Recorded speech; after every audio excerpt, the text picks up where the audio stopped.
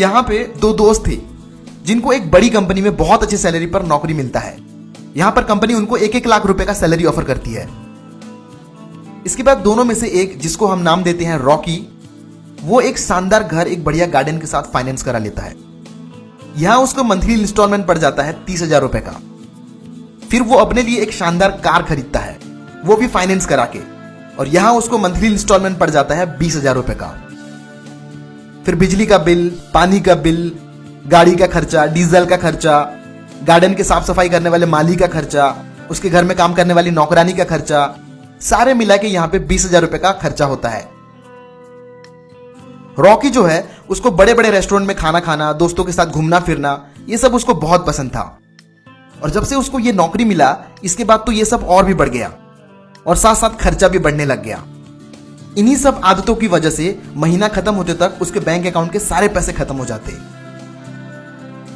वहीं दूसरी ओर जो उसके साथ काम करने वाला था, जिसका हम नाम रख लेते हैं लकी, तो लकी जो है वो उस मछुआरे की कहानी जानता था, क्योंकि उसके परिवार में पीढ़ी दर पीढ़ी से ये कहानी सुनाते आ रहे हैं। तो जब उसको ये नौकरी मिलता है तब वो मध्यम वर्ग का एक बढ़िया फ्लैट किराए पर लेता है, जहां उसको 15,000 का किराया पड़ता है, क्योंकि वो सोचता है इस वक्त घर का रेट बहुत ही महंगा चल रहा है।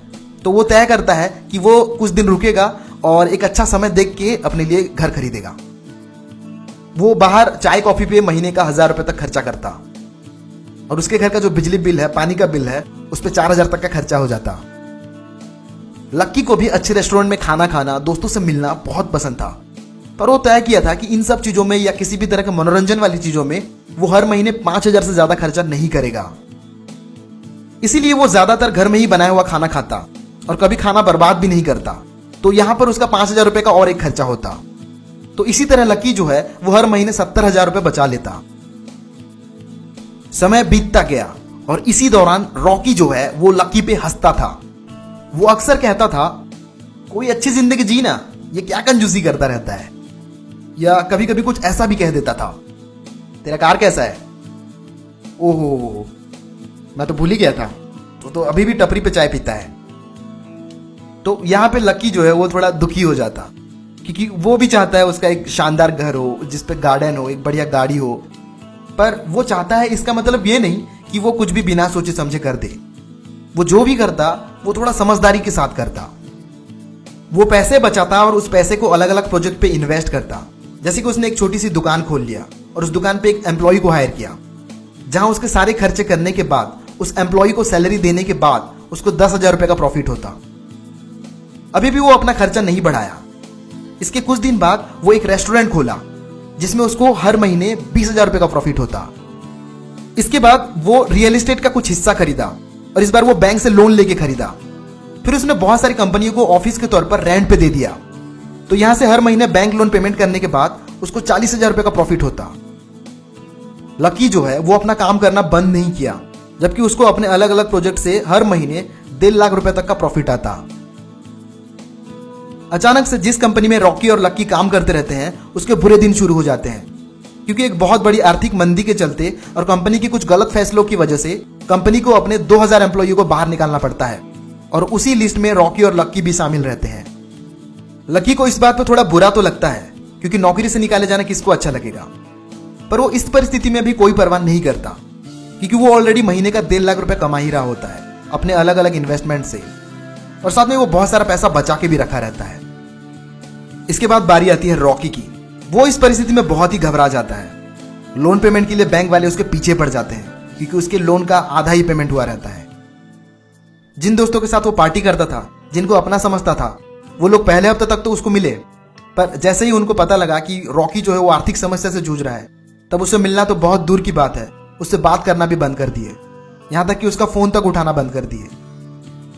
इस दौरान रॉकी जो है अपने घर वाले से थोड़ा बहुत पैसे लेता और उस पर गुजारा करता, क्योंकि आर्थिक मंदी के चलते उसको कहीं से भी पैसे नहीं मिल रहे थे और कोई भी उसको नौकरी पे नहीं रखना चाह रहा था। आखिरी में रॉकी ये तय करता है वो अपने घर और गाड़ी दोनों बेच देगा, क्योंकि बैंक का जो उसका लोन था वो उसका मिनिमम अमाउंट भी पेमेंट नहीं कर पा रहा था। उसका जो कार रहता है वो बहुत ही अच्छे कंडीशन में रहता है, फिर भी लोग उसको खरीदना नहीं चाहते, क्योंकि ये कुछ साल पुराना हो गया रहता है और मंदी के चलते लोग अपना पैसा बचा के चल रहे होते हैं।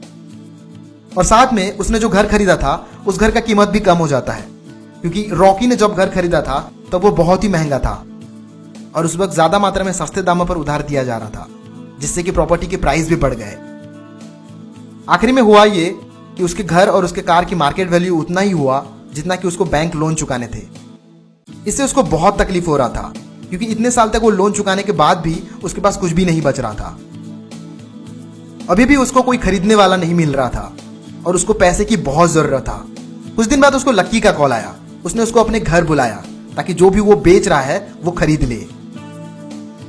रॉकी जब लक्की के घर आया तो उन दोनों के बीच कुछ बातें हुई, क्योंकि वो पुराने दोस्त भी थे।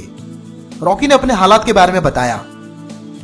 फिर लक्की बड़े ही सहानुभूति भाव से कहता है, देखो दोस्त, कुछ दिन बाद मैं रिटायरमेंट ले रहा हूं। मुझे एक ऐसे इंसान की जरूरत है जो मेरे बिजनेस को संभाल सके। मुझे पता है तुम एक बहुत अच्छे स्पेशलिस्ट हो। कैसा रहेगा अगर मैं तुमको 30,000 रुपये महीने पे नौकरी पे रख लूं? यह सुनने के बाद रॉकी ने चैन की सांस भरी, क्योंकि आखिरकार किसी ने तो उसको नौकरी पे रखा और अभी तो उसके सर से उधारी का बोझ भी हट गया है। इसके बाद उसने लक्की को नौकरी के लिए हाँ कर दिया। फिर वो एक छोटा सा अपार्टमेंट किराए पर लिया और वो भी पैसे बचाना शुरू कर दिया। यहां पे जो मैंने आपको मछुआरे की कहानी सुनाई है वो पीटर एंड्रू चिप की book how an economy grow and why it crashes